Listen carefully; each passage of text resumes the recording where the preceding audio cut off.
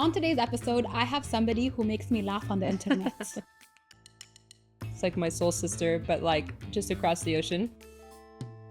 I have a secret. It was me. I just didn't want you to know. No, I'm just kidding. I'm upset. We can't let these women work together because then they will cause problems. You're my first controller on the show. I feel so honored. Yes. Are we going to listen? Are we going to flirt? What are we going to do? You know? Yeah, exactly. Actually, but nobody knows. Secret. From Hawaii, I went to Afghanistan. When you texted me, I'm like, I'm breaking my promise. This is the tower. Very big. Money just got thrown at me and I was like, yes, put in my card. You know, exactly. I was like, yes. We appreciate it because yeah. it gets crazy. When you're going through it, you're like, why? Yeah. Why? Yes. Yeah, like 86 beds that he'll never sleep in, but he'll have them. It's called being a team player. Right.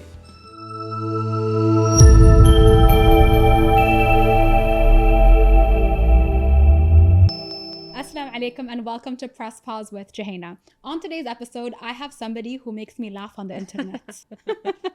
Hello. Yes, this is Ashley Brantley. On Instagram, she's known as Ashley_Vectors, and she posts content that is air traffic control related because she is an air traffic controller. So I'm very excited to talk to you about speedy things in the air. I'm super excited. And when I found out you were working air traffic here in Dubai, I was like, oh, it's like my soul sister, but like just across the ocean. Yeah, exactly. And yeah, I mean, I work and speak to Doha approach like literally every shift. Yeah. So there was once I spoke to another woman on the line and I texted you. I'm like, Ashley, was that you? You're like, no. I'm like, oh, rude. But also happy that there's so many women. I have a secret. It was me. I just didn't want you to know. No, I'm just kidding. I'm upset. So we'll start with the rapid fire round before we get in to warm you up. Okay. Pun intended. Let's do it. Ready? And destination. Thailand. Dessert. Cake. Superpower. Invisibility. Ooh. Animal. Toby, my dog. Yes. Tobias Eugene. Bucket list item. Ooh, I would say to skydive over the pyramids in Egypt. Oh, I didn't know you could do that, but you must. I'm going to. Yes. Phone application. Ooh, Telebot. Dream job as a kid. I wanted to be a doctor. Okay. Yeah. Aroma. Ooh, I like vanilla. Board game. Clue. Happy place. Thailand. Podcast. Yours, of course. Movie. Oh, there's a movie called Superstar and it's hilarious. You have to watch it. Yes, I do. I don't know this movie. Guilty pleasure. Chocolate. Hidden talent. Oh, that's a good one. Hidden talent. I would say my dark humor. It's like it gets real dark. Yeah. Same actually, but nobody knows. Secret. Okay, so we're done with time. How do you feel? Good. Yeah. Okay, so if we were to press pause on your life in present day, what does it look like? Present day, I am currently a controller. We talked about that. I'm in Doha. Yeah, I'm starting my own business, working on girls in aviation. Definitely, it's my passion. I feel like that's been my calling in life, to influence young girls to get into our job field, whether pilot, anything. And yeah, being a dog mom, that's my present day. So present day is like adult Ashley, finally at almost 35 years old, I'm like finally getting it together. Yeah. But that's present day for me. I feel like I might be like a bit boring. So like I get that out on social media with like my things I really want to tell pilots, but I can't. I mean, I think that your posts are really funny. Like I repost them all the time. Yeah. And then because I repost them, the other controllers in the UAE repost them. Yeah. They're like, who is this girl? I'm like, I'm about to find out. She's a little bit crazy, but I love it. Tell me more about Girls in Aviation. Yeah, so it actually started as something I was doing on my own funding. I just really wanted to, like I say, find my purpose and like what that was. So I started doing my first events and I paid for 10 girls to come through a Boeing 737 MAX simulator, like an actual simulator. And the minute that they all put the aviator glasses on and like the pilot jacket and their faces were lit up, that was like, I was like, yeah, this is it for me. Oh, like, I got so goosebumps. it's like, seriously, it was the cutest thing. And then like they when the ones were going through the simulator, like they had like their full takeoff and landing from Hamad International. They were really, really bad at taxiing, but it was so cute, like just to see it. And then like when they were not in the sim, they were like building paper airplanes and just doing anything aviation related. We were like interviewing them, like if you could go anywhere in the world, where would you go? And like the answers were so cute. Like it was so cute. Like Ireland, they were ages from 8 to 12 on my first event. Okay. And then my second event, we also went through the simulators, but I did with older girls. So it was from ages 14 to 18. And that one was, I think, a little bit more impactful because they understood more. Yeah. And these were like decisions that they were actually trying to make in their lives. Like, what do I want to do? What do I want to be when I grow up? So that was really, really awesome. And like to hear the questions that they asked, like, you know, wanting to know more about air traffic control. And I'm like, oh my God, I want to cry because no one knows what we do. They think we're like the ones that wave the cones. And so, yeah, that's skin. We're not in the sun. Yeah, I'm so pale. Like I'm so burnt from being in Dubai. It's amazing. And yeah, so that's really what started it for me. And then I was like, okay, I need to find a way to get this like bigger. Like I need a way to get this out there to schools. Like I know in the States, for example, where I'm from, they don't teach aviation in school. Like you either have to have like some type of a family influence or something. It's not something that everyone wants to be a doctor or a teacher or, you know, very more known jobs, careers. So my goal is to hear young girls say like, I want to be a pilot. I want to be an air traffic controller. So I created my little Captain Bella. And she's my little AI pilot, and she's actually completely generated to look like my niece, my young niece. And she teaches them. So it's like a 6-week online course, and she teaches them. It's just a basics course I'm launching just to start to build the exposure for it. Yeah. And yeah, she's like the cutest thing. So like she starts the whole lesson saying, I want you guys to say something together with me. I'm strong, I'm beautiful, and I'm smart. So yeah.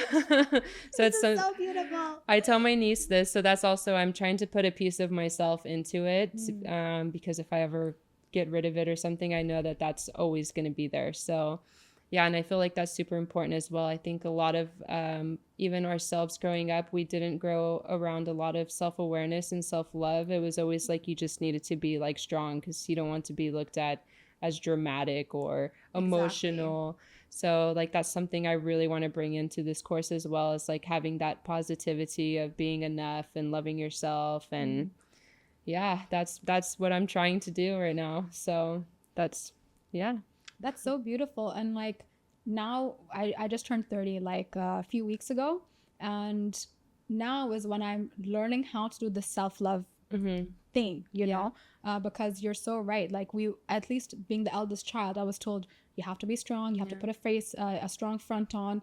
And I remember at work something happened and it wasn't really that great. Yeah. And everyone expected me to cry, and I just sat there and I was like, I want some French fries. Yeah. Like, I'm gonna eat the pain away. And they're like, Jouhayna, you're like a little boy. Like you just don't, like, where are your feelings? Yeah. And then a few of the other girls who have joined are way more emotional than I am. So they're like, this is what we expected from you. And I was like, well, it's the trauma. Yes. It's the traumas. So I just love that you are doing that, because now when I'm working with a life coach, this is what they're telling me to do, is to have positive affirmations, have a personal proposition to remind yourself what you're worth and that you are truly enough. Yeah. So that's so beautiful. Thank you for doing that. And I feel like it's very important to include a part of yourself, because that's what's going to make it unique. Yeah, absolutely. There's so many of these groups that are there, you know, specifically to help women that are in aviation, and I feel they're very cliquey. Yeah, absolutely. I'm gonna say it. It's very cliquey, and if one doesn't like you, then that's it. That's it. And you don't even and half the time you don't even know what you've done to piss them off. Yeah, I completely agree, because I've definitely been there as well. So yeah. I will also say it is very cliquey. Exactly. And that's what I want to eliminate, you know, because we need to support each other. Like, Yes. absolutely have to support one another. And the gossip and all these things, it's just, it has to stop. Like, it has to, because then we just show men that this is okay, and that they can say the same things about us. And and I think that's what causes the division, and the look of us as women as being too emotional or dramatic, and we can't let these women work together because then they will cause problems or they will fight, and it has to stop. And the problem is that is so relevant, so it's validating these things that shouldn't be there. You know, and I think it also comes from a place of people who are in aviation. Aviation around the world in different fields are so short-staffed, so they're happy to take people straight out of high school, and then nobody grows up. Nobody grows up. It's still the same drama, the same things that you would have dealt with in high school that you're dealing with just older people. Absolutely. And I feel like everyone just needs to take a moment and grow up and put that aside and start acting like professionals. Because specifically in these groups as well, like if you do have these different groups in aviation that are specifically targeted towards women and young girls, the initiative and the vision behind it is amazing, and then something twists, and I don't know what it is. So like even when I saw that you were looking for people to apply, I was like, I'm so traumatized from my last one. I'm like, I'm gonna meet her and then see how I feel. You know, because she's gonna say no now, by the way.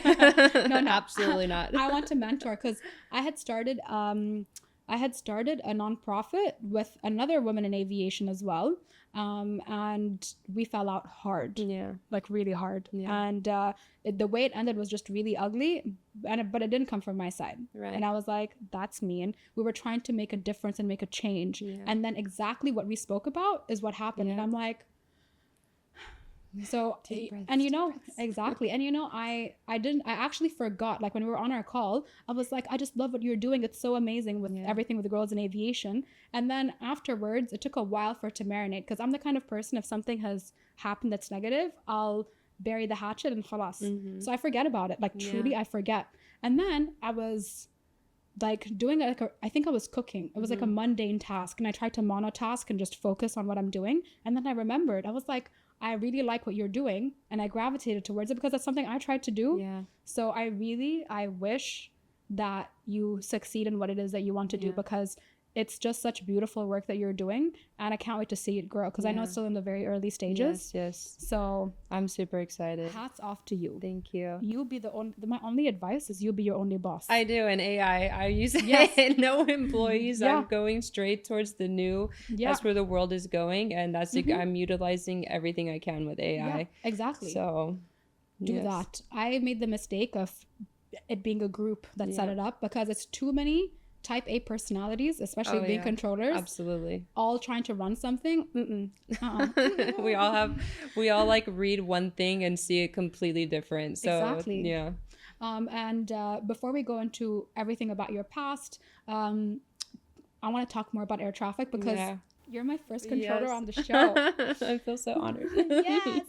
And so you've been an instructor as well. So I wanted to know what your tips are, because I've spoken about this in different interviews, but I want to know from you. What are the tips that you feel are required to be an air traffic controller for anybody that's listening, so they can resonate with that? I would say definitely some like personal traits that are important in our job is definitely our memorization, being able to communicate.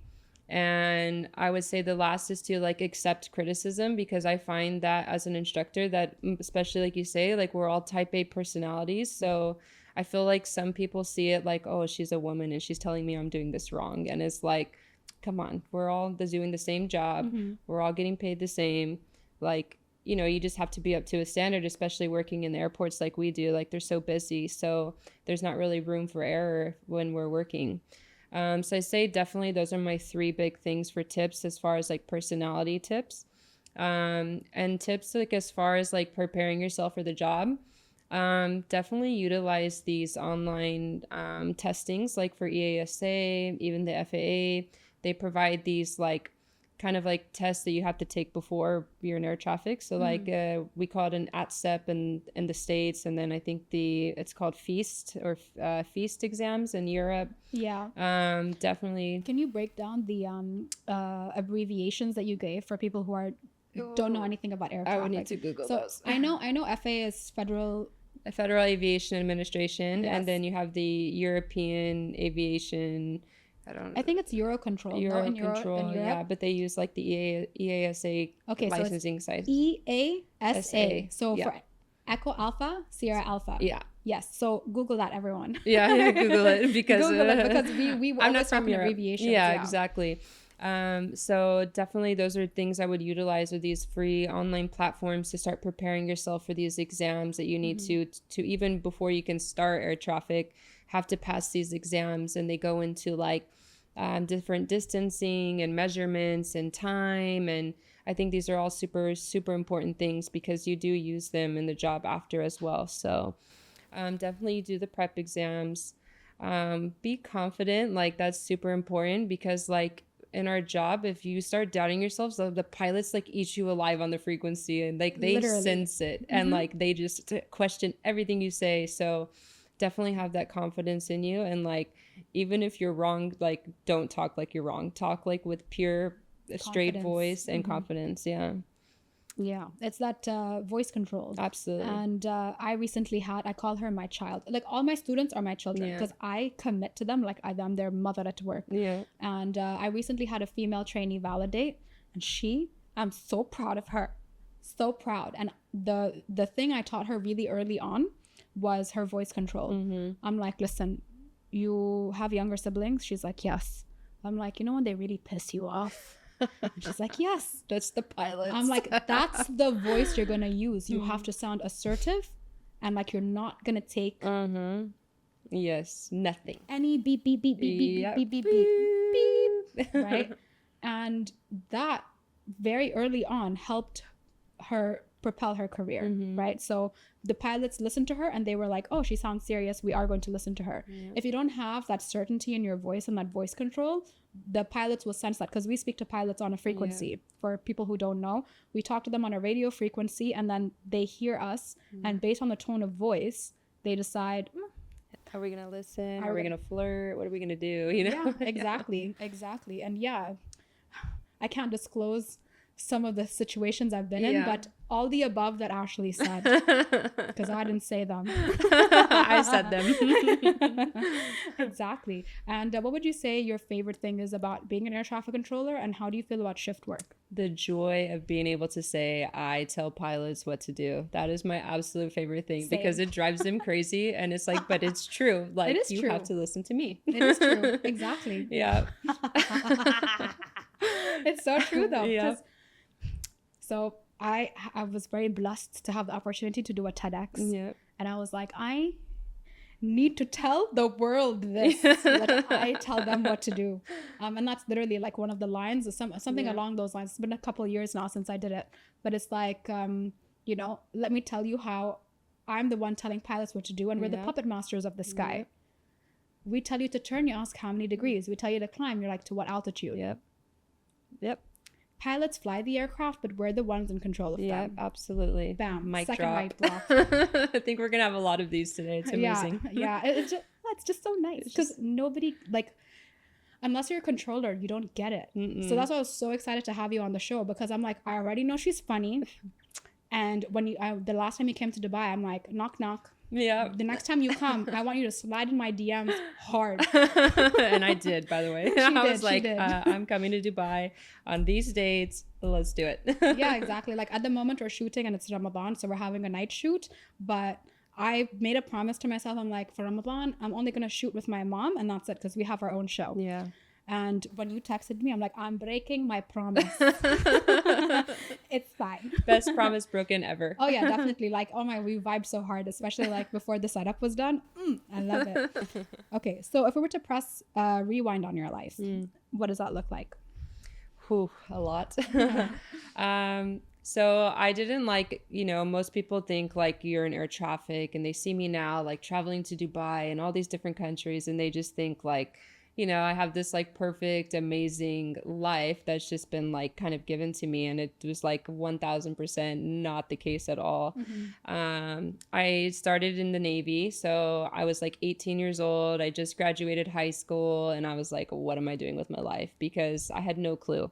And so I saw the recruiters sitting out and they were like tattooed, and I was like, yes, I have a lot of tattoos, by the way. I was like, yes, this is what I want to do.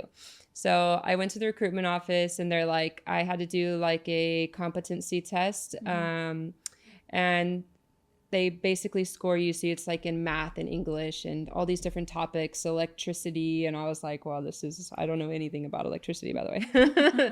And I scored so high on my exam, they were like shocked and like, yes, thank you so much. Because they had only ever in their recruitment office from home ever sent one air traffic controller. And it's like a pretty big contract for them. So I scored high enough to get this job as an air traffic control, and I was like, what the heck is that, right? Sorry if I can't say heck. I'm sorry. It's okay, you can blur that out. Yeah. And I was like, what is that, right? I'm thinking like I'm the person with the cones, and then I start like Googling, and I was like, oh my God, and I seen how much money they made, and I was like, yes, I want to do this. So that's how my air traffic career started, was in the Navy. I did air traffic control on an aircraft carrier for 3 years. And that whole journey of like being one of two women on a ship, and like the ratio of men to women was like crazy, like 10 men to 1 woman, basically. Oh, wow. So that's how it started. And can you explain what an air carrier is for people who don't know? Yeah, so an aircraft carrier is like the mothership of our fleet of ships in the U.S. Navy. So we're like basically a floating town on the water. Like there's maybe over 5,000 people on board this aircraft carrier. It's a big ship. Wow, 5,000? Yeah. I've seen them on the radar. Yeah, they're crazy. Wow, I didn't realize that. Okay. It's like own moving city on the water, basically. And I mean, I was there for 3 years and I never even went through the whole entire ship. It's just massive. Yes.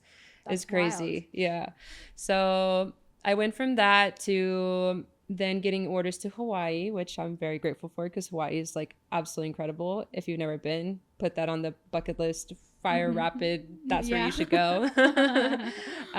Because it's incredible. And there was really weird for me, because I went from working with a bunch of men to like almost 8 to 10 women working with me air traffic. Nice. And I thought like, everywhere else, like, oh my God, this is going to be so dramatic, and the best group of women I know, and I'm still best friends with them today, and they're incredible. And then from Hawaii, I went to Afghanistan.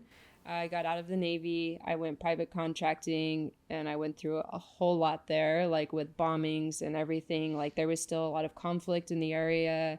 I was there to train the Afghans to eventually take their airports back, to take that away from the U.S. military and let it be fully Afghan controllers. So, so I went through that whole process, which was a lot.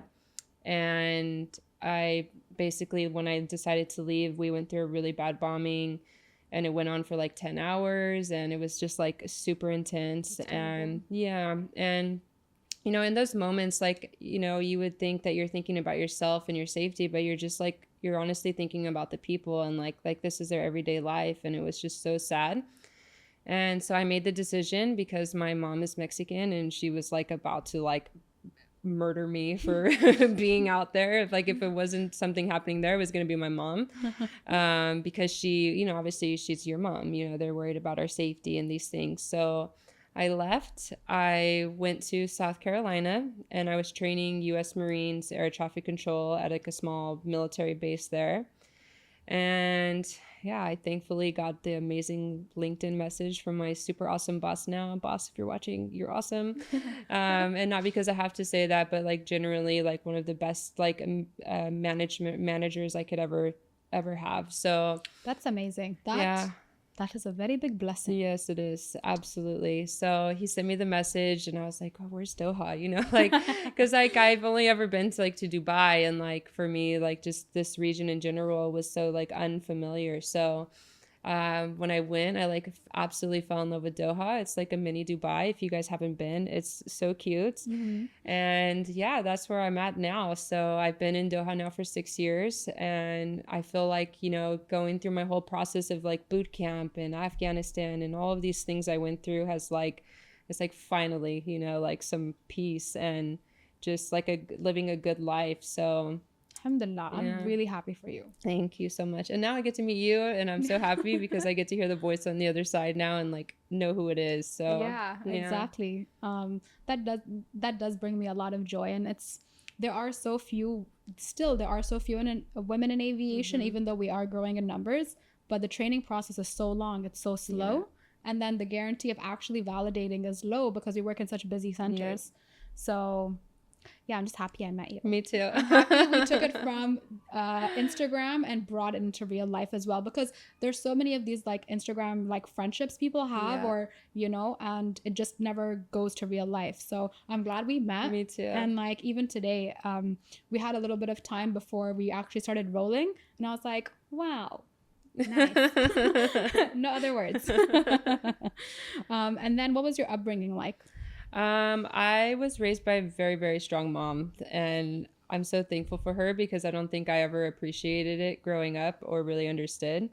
My mom raised my sister and I as a single mom for a really long time, and she worked 3 jobs like just to provide us with the name brand clothes so we could fit in with like the cool kids at school, right? Because she didn't want us to be bullied because we were less. And so this woman like literally was like from 4 a.m.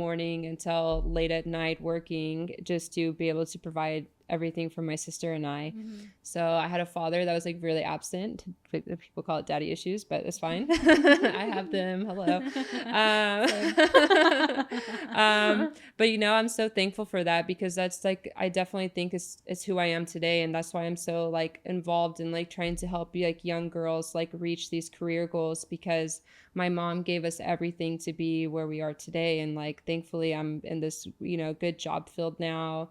And like my mom can just like sit back and put her feet up because she has 2 daughters that are both successful and doing good in their lives that can take care of her now. So I feel like it's her turn. So that was my upbringing. I didn't come from like a super rich family. I came from like such a driven mom. A very close family though, like my mom's side is like super close. So I've always had that, like even my connection with my aunts, like you were talking before the show about how you went to Maldives with your aunt, and I was like, oh, I love this, like because I'm super close with my aunts as well. I see them as like my other moms. So yeah, that was my upbringing. I was like a bit of a tomboy, like growing up. Like I was super sporty, and I was like in bands, like, you know, the band camp movies, you know, like the super. Yeah, that was me. What was your instrument? I played the clarinet. Okay. Yeah. So I love that. Yeah, that was me. That's my life. Like it's never been like what you see, these like picture perfect families, and you know, the families have been together for this long and they, you know, everything's been easy. Like, no, I think I've seen a mom work so hard, and I put that same initiative into my own life. And I'm very thankful for that because now I'm hopefully going to start a super successful business. You will. I will. I have a feeling like you're really good. Like your heart is good. So I think whatever you set your mind to, because you have such a good intention behind it, and you're going to help people. Yeah, that's what I like to do. So that's like my healing from my own traumas. I feel like giving back and doing good things for other people, it like heals a part of myself that I don't realize. But yeah, it feels good. Like my friend Mary that you met as well before the show, she helped me to organize a really big donation drive in Doha when the refugees, the Afghan refugees had been evacuated when, you know, that whole situation happened there. So yeah, it's like in my heart and it's in her heart. And I feel like that's why those friends are super important as well, to keep around you that have the same values as you. Yes. Because it projects it into everything else you do as well moving forward. So definitely a giving heart. Probably too big sometimes, and I probably give too much sometimes to the wrong people, but you learn. And at least, you know, even if it was for the wrong people, at least you know that you did it out of the goodness of your heart, and it's good karmas, and it will all come back to you later.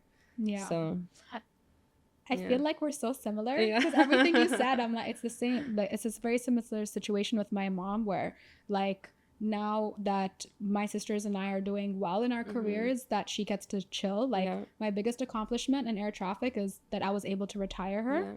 Because I'm the eldest, so I was the first one, and then I told my sisters, I'm like, this is like putting shares in, okay? You have to contribute. And yeah, like, I understand that the way that people do take advantage of a kind heart is just because they're not in a good place.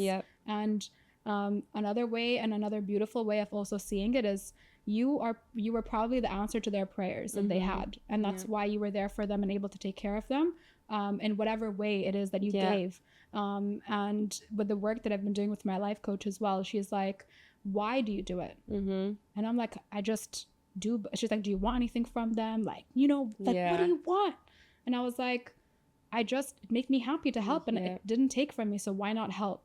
And then she's like, because that is your drive, then keep doing it. Even if you continue to get used, because that's what everybody around me would say, like, Jouhayna, you're being used again. And I was like, okay, at least I'm aware this time I'm aware, and I'll still give. You know. So I think it's important to stay true to you in a world that is so cruel. Absolutely, 1000% could not agree more with that, because you know, it's always the people that give that get taken advantage of. But you know, some people might see it as like a negative, or like something that's like a flaw of yours, but I think it speaks volumes on who you are as a person, because for me, anytime I give, I never expect anything back. And because for me, it just feels good. And I feel like if you're always doing the right thing, then it will always come back to you in other ways, whether it's financially or opportunities or friendships, or, you know, in any way, it's going to come back to you, and even greater than you could have imagined. So exactly. And, you know, even if it is something that sometimes, like, let's say it's a financial thing, and you would be like reluctant, like, oh, that'll really put me out, but you really want to help, because you've done it out of the goodness in your heart, God will provide. Yeah, absolutely. Like, true. Like, and I've really seen that. Like, there were some decisions that I made recently that I was like, oh, this is going to be a little bit tight, but you know what, I'm just going to do it. And then just, alhamdulillah, money just got thrown at me, and I was like, yes, put in my card. You know, exactly. I was like, yes. But it was just when I had that intention of, I'm going to do this regardless to help, it's just beautiful the way it came. And it was really quick as well. I was like, great turnaround. Yeah, thank you so much.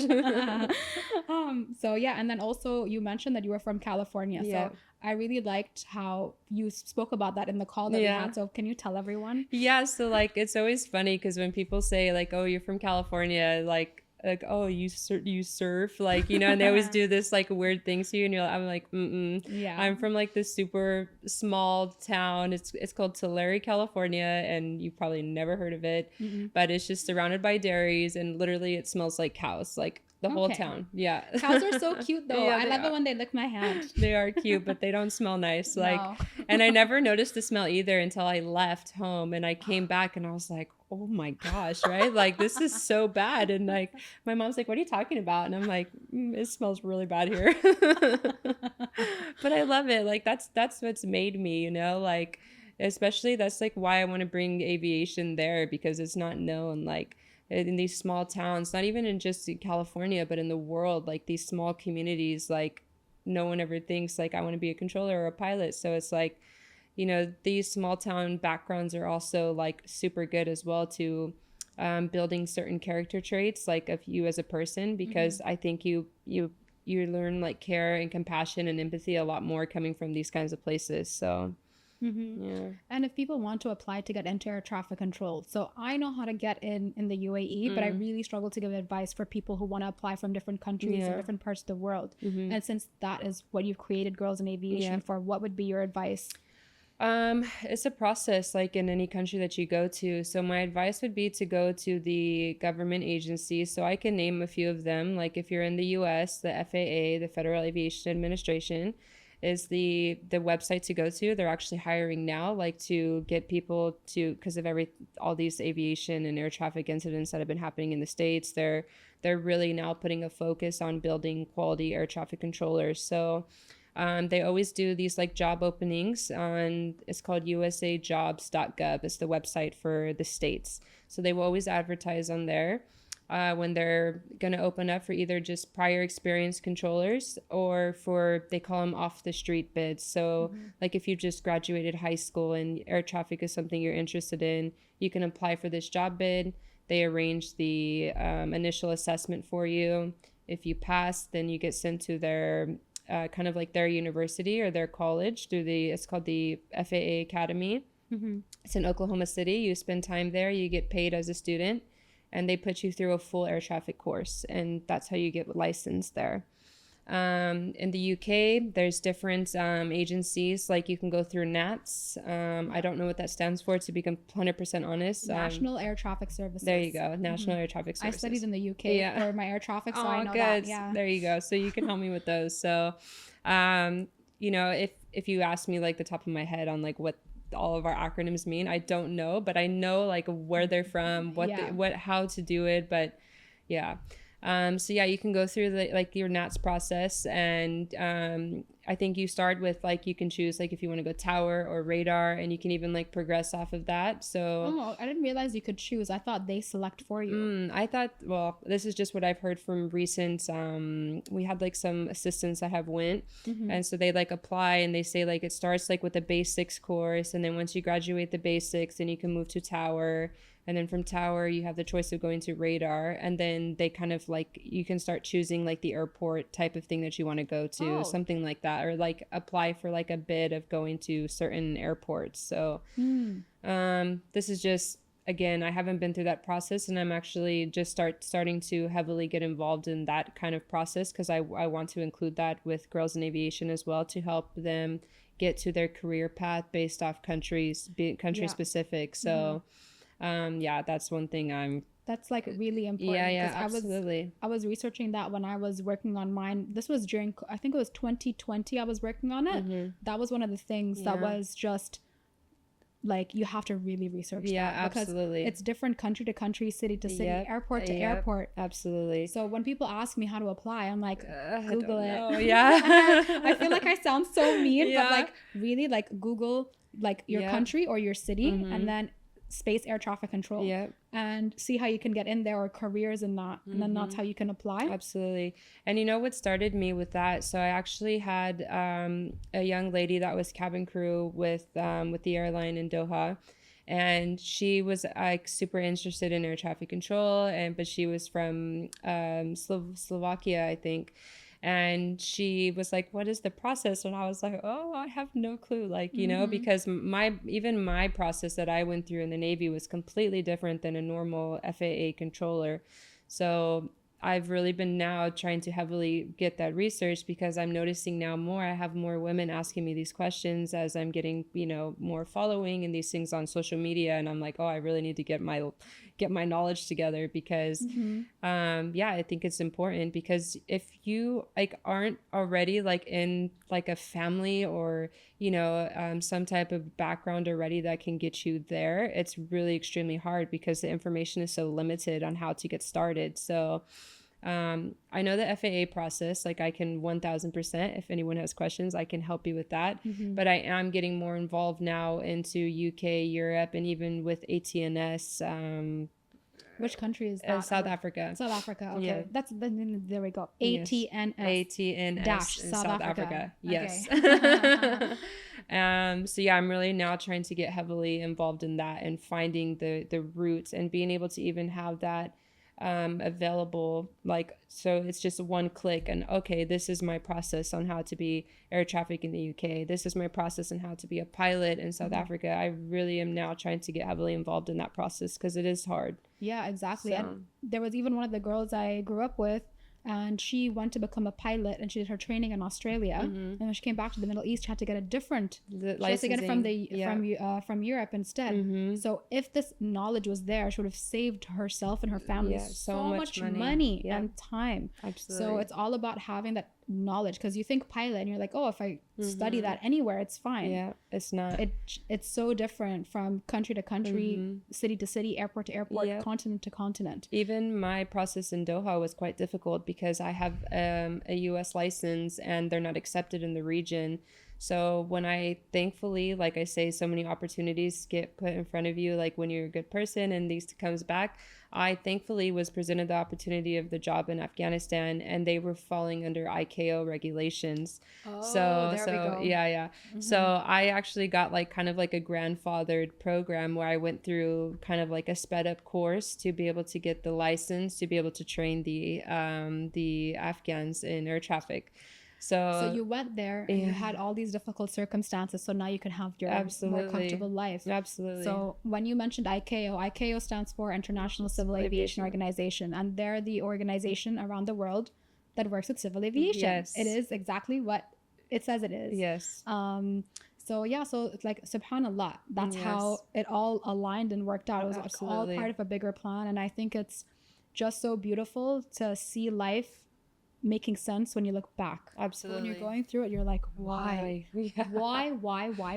Yes. You know, so and also so I work in area, you work in approach. Have you worked tower? I've actually worked area, tower, and approach. Okay, so you're literally the best person to ask. Yeah.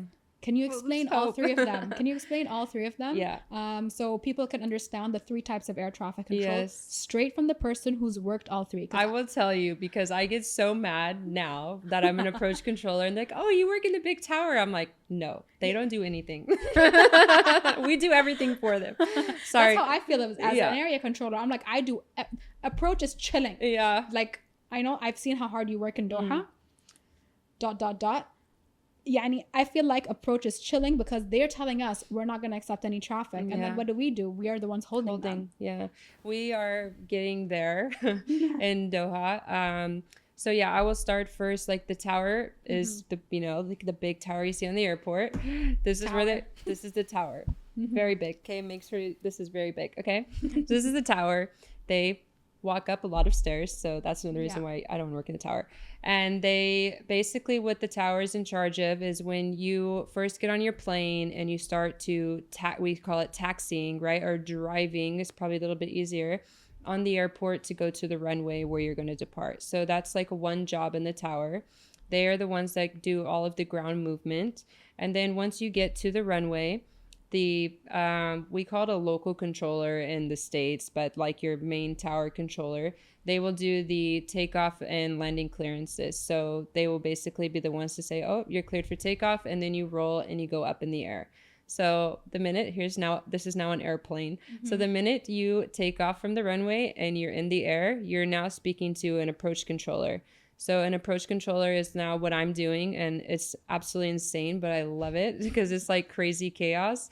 Controlled chaos. Yeah, it's controlled chaos. That's the best description. So once you're in the air, it's not like while you're in there enjoying your chicken or beef or vegetarian or vegan. I don't want to leave anybody out. But once you're enjoying your meal and you feel super comfortable and you're walking around, we're the reason why you're that comfortable, because we're keeping you separate from everything else in the air that's either like landing in the airport or going out from the airport.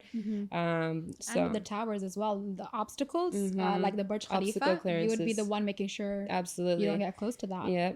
So so we keep you safe in the air, and once you reach, when the pilot says, oh, we've now reached our cruising level of flight level 390, that's when you speak to Mrs. Jouhayna. Yeah, I say it the right way. I want to make sure I say it properly. So that's when you speak with her, and she's also crazy chaos, controlled crazy chaos as well. So when you reach your cruising level, it's not just you in the air, it's you in the air, Air India in the air, American Airlines in the air, Qatar Airways in the air, Emirates in the air. It's everyone in the air at their cruising level that she's keeping separate, that need to either transit over, or they need to descend into that airport or climb out from the airport. So yeah, and I hold as well. Yeah. So any aircrafts departing, landing that need to hold and get that delay. So like, there's people who tell me, they're like, why are we taking a U-turn over Sharjah when we're supposed to land in Dubai? And I'm like, that's called a hold. Yeah. And you're just spinning in the air until the approach is ready.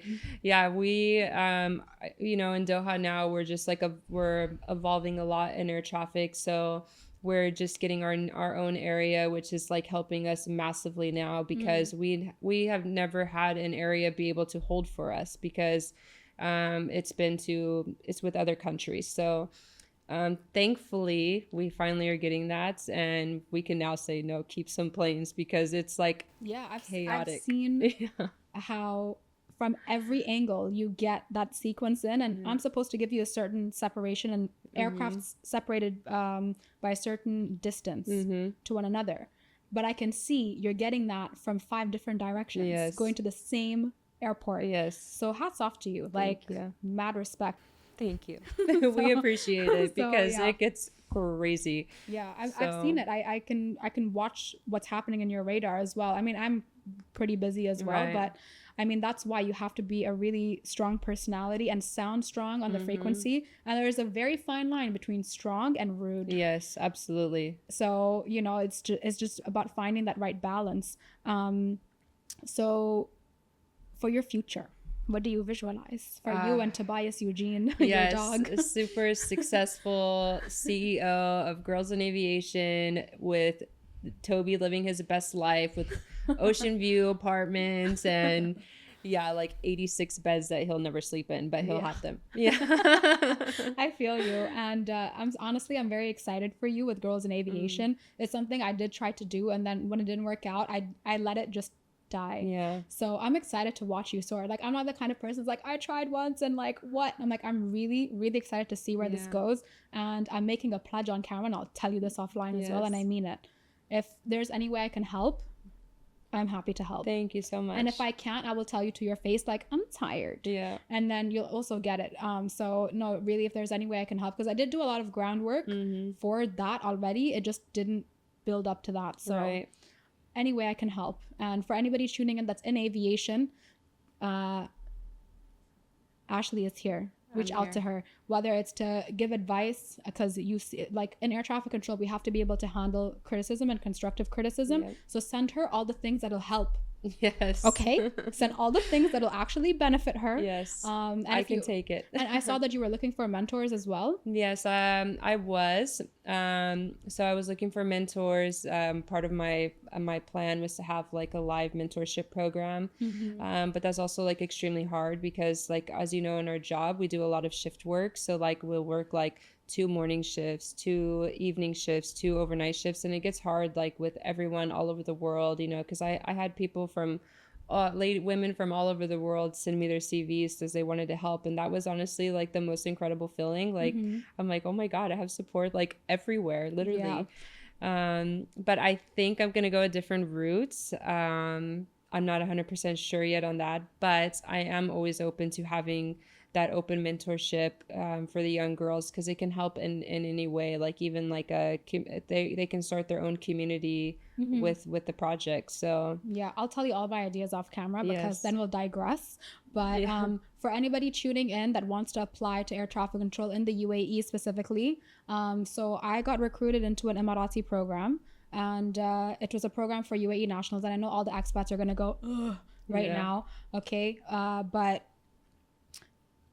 it's a program where you apply online. So just Google air traffic control UAE, and there are different units in the United Arab Emirates. So there's General Civil Aviation Authority, Dubai Air Navigation Services, Global Aerospace Logistics, GAL.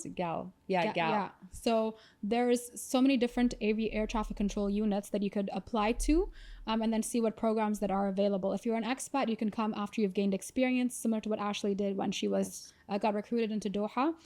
When you apply, you will get asked to come in and do some exams.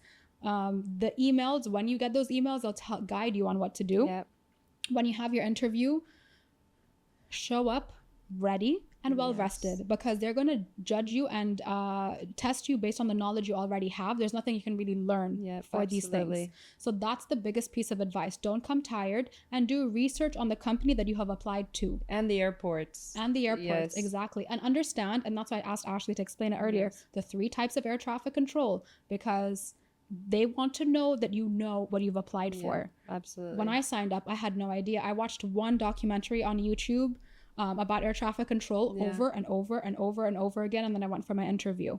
So show up ready, show up rested. It's a great career, but you really need to be strong for it. Absolutely. We're not going to pretend like, oh, it's no, it's not easy. It's not easy. Even if you're not working in a busy airport, it's not easy. No. The training around the world, and you can vouch for that, because I know the training here was very hard. Same in Doha, it was mental. I mean, just because of the amount of traffic that we work in both of the countries, it's extremely hard. And working in the UAE, I'm feeding Ashley traffic, and she feeds me traffic as well. So it's interchangeable. It's like playing a big game of relay all around the world. It's like a big video game. You just don't let them touch, and if they are gonna touch, have 1,000 feet. Exactly. Like in the TEDx I did, I said, imagine playing a video game with no game over option, then the stakes are human life. Again, last mic drop of this episode. And on that point, thank you so much for tuning in, everybody. Remember to like, comment, share, and subscribe. And here's a sneak peek for next week.